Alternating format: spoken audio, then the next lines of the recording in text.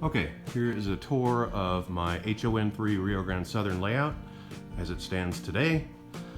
Today is October 21st, 2018. So we're going to start over by Rico, Colorado, which is the division point on the Rio Grande Southern Railroad at about milepost 66 miles from Ridgeway. So you can see, kind of started a little bit on the backdrops. I'm going to fill this gap in here a little bit with some more mountains in the background. First and foremost, the benchwork's not done. So this track to nowhere represents where I'm going to have a lift out section that's about 30 inches long. And right in here, where this big open space is going to be Ridgeway, which was the northern terminus of the railroad. My version of Ridgeway is going to include several staging tracks, a turntable, a roundhouse, and some other service tracks, along with the interchange with the Denver and Rio Grande Western Railroad's Uray branch.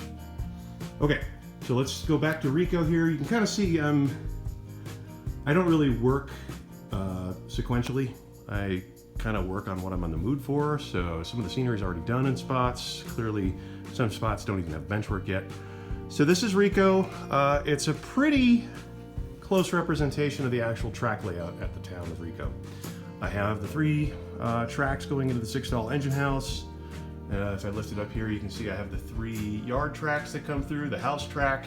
One departure from prototype, I have this nice long track that's going to run out to the stock pens. And right now I have all my tools and soldering stuff there. That'll be the Rico stock pens. I really wanted it on a siding, even though it was on the main line on the real railroad, because I didn't want to tie up operations when I'm doing stock and cattle loading. I still need to add the spout to the Rico tank. Clearly the engine house I've only begun to build, so that's going to need a lot of work. There's going to be some scenery back between the house track and the backdrop, so it's not going to be kind of just a blunt connection there. More backdrop. I need to figure out what backdrop I'm going to use.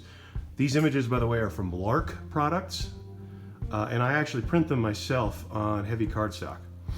And then coming over here is the Rico Argentine Mining Pro Patria mill.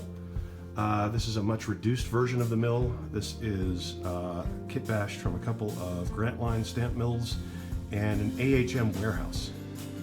Okay, so leaving town, I haven't figured out what I'm going to do here. There's going to be a mountain in the background where that pink foam is. I haven't decided if I'm going to do a cut or a fill or what. But then we come over to Gallagher. So clearly this is a much shorter version of Bridge 57B at Gallagher, but or 58B, now I'm trying to remember which one it is. But this is the lower Gallagher trestle, which I made. This was actually my first attempt to build an RGS style trestle. So it was kind of like a little test trestle, and I liked it so much I said, let me just go ahead and use it. All right, this is going to be Lizard Head. So Lizard Head Pass at 10,250 feet, highest point on the railroad. Right now, standing in for the Lizard Head section house is a building I built a long time ago. That's actually the Hermosa section house on the Denver and Rio Grande Western. So that'll be replaced with an accurate model at some point. Moving along through Lizard Head, and again, these backdrops are actual backdrops of the real locations. This is the Lizard Head Peak. I'm going to go ahead and actually use a photograph that I took. I'm going to cut that out, and I'm going to put a photograph that I took right here. This masonite, let me back up, needs to be painted, obviously, but that's a rip-away panel if I ever had to egress through that window. I built the benchwork such that it'll support my weight. You kind of see these really heavy brackets down here. These will hold, what, 500 or 1,000 pounds per pair? So definitely more substantial than I even need. All right, continuing on, we're moving into Ophir now. This is Bridge 45B. I've built the walkway, but I still need to build the handrails. So we'll have the section house that still needs its stilts, obviously. The quality store, been messing around with different techniques for dirt roads. This is a combination of real dirt from Lizard Head Pass and some grout. And I think it's probably still a little too light. I'll keep working on it. Ophir Depot, that's the Banta kit for the ore house, the Alta Tram house. This is the house by the trestle, which I built as a high school student, oh gosh, 25, 30 years ago, however long ago that was. Yeah, not that long. I think it would have been about 1990 or so that I built it. So anyway, working on the cribbing, the timber cribbing that was characteristic of the real town of Ophir, using Grant Line parts. This is where the scenery ends up being done, with one exception. I still have a couple hundred aspen trees to build, but this is the big bridge. This is bridge 45A at Ophir. And continuing on, so it's about 8 inches tall, the tallest bent, 10 inches above the Howard Fork of the San Miguel River, and it's 30 inches long. Coming around to Windy Point. So this version of Windy Point versus the real Rio Grande Southern Windy Point, I took some license with. I wanted something really dramatic, so I'm going to kind of back up here and you can kind of see. And also something that was somewhat generic, because I might like to use this to represent, say, Rockwood on the Silverton branch of the Denver and Rio Grande, or gosh, it could be Toltec Gorge on the what's now the Cumberson Toltec. So I kind of diverted a little bit from the geology of the prototype, but I kind of like the way it came out. And obviously I need to clean up the fascia now that I've done that. Speaking of fascia, you'll notice that there's some pieces that are in, some pieces that it's not in. So here I've built kind of a little cubby for the DCC system. Eventually I'll have 7 of these panels, these throttle panels. And so this is now Placerville. And again, I'm using real dirt from the real location. So this is real Placerville dirt that's been sifted and baked. And I'm using some foam rocks in the background to kind of mimic that characteristic Placerville hillside. And you can see rolling into the backdrop, that's sort of what I'm after. Now, this little N-scale bridge here is going to become a road bridge, so I'm going to widen it and put a road deck on it, and that will represent the Colorado Highway 145 entrance to Placerville. The town of Placerville, so here's where the depot is going to go.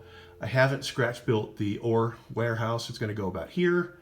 Placerville stock pens and the Texaco oil depot. The oil depot actually is still there. You can still see it. It's been converted to a home. But these buildings also are still here in the real town of Placerville. So, and I have them a little bit out of order. The garage actually should be on the other side of this is now the M&M Mercantile Store. I actually stopped in and had a coffee at the real thing. These kits are by Monster Model Works, and I'm still working on building them. Now the real town of Placerville should be behind the depot over in this area, but I didn't really have room for it, and I wanted something a little more interesting to kind of draw the eye into the layout. So I'm going to have the main drag going kind of down this way.